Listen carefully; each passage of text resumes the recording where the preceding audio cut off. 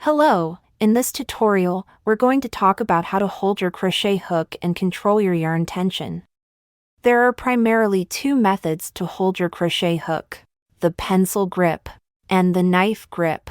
There's no right or wrong here with these two methods, you can just go with whichever one you like. Let's move on to how to hold the yarn.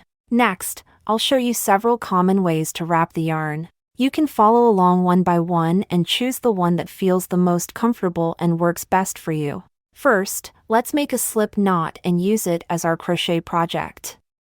Put the yarn tail in your palm, hold another end, then wrap the yarn around your pointer and middle fingers. Now, pull the yarn through the loop. Alright, we're going to try the general tension method. Let's have the palm of our non-dominant hand facing towards us, then pinch the slip knot. Bring the yarn from between your pinky and ring finger, then go underneath, go over top of your pointer finger. And then we're going to pinch this part of the slip knot with your thumb and middle finger, right here. This part will be the working yarn. We should pull it taut, but not too tight or too loose. This is about controlling the yarn tension. The yarn is a bit loose right now. You can move your pointer finger to pull it taut. If it is still too loose, just pull from this end, and it'll tighten up.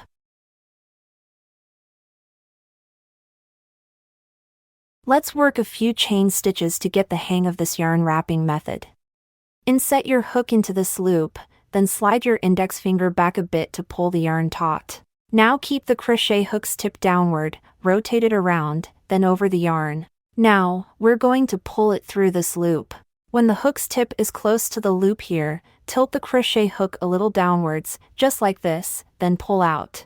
Then, rotate your hook back to its original position. Alright, let's keep going and see how the yarn flows in our hand.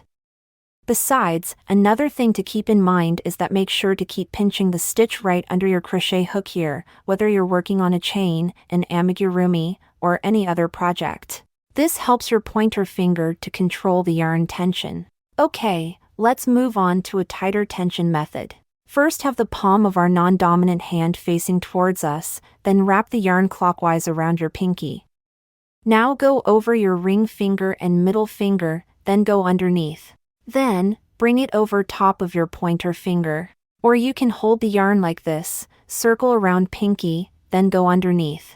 Then place it on pointer finger. These two methods don't really have much difference. Now, let's see how the yarn flows in our hand.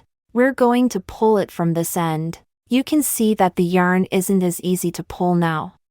That's because this loop on the pinky adds some extra resistance. Let's continue with the chain, and you'll notice the yarn tension is also tighter.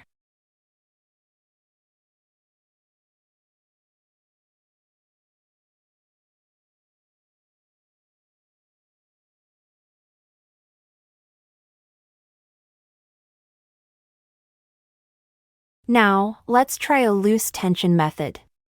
We just simply have the yarn between middle and pointer fingers, hang the yarn on the pointer finger.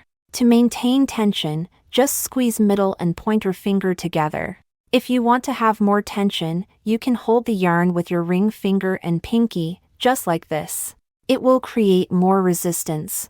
So far, we've talked about 3 main ways to hold the yarn, and there are a few other common methods. I will quickly go through these methods, and you can try them along with me. Number 4. Take the yarn between your pinky and ring finger.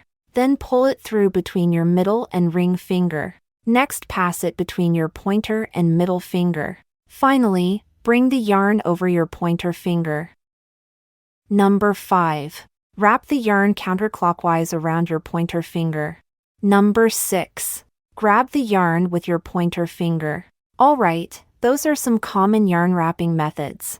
When I first started crocheting, I began with the second method, the pinky hold. As I gained experience, I also naturally picked up the first and third methods, and switching among them accordingly based on the project and the type of yarn I was using. You'll naturally get the hang of it with some practice by finding a comfortable way to hold the yarn and hook. Bye.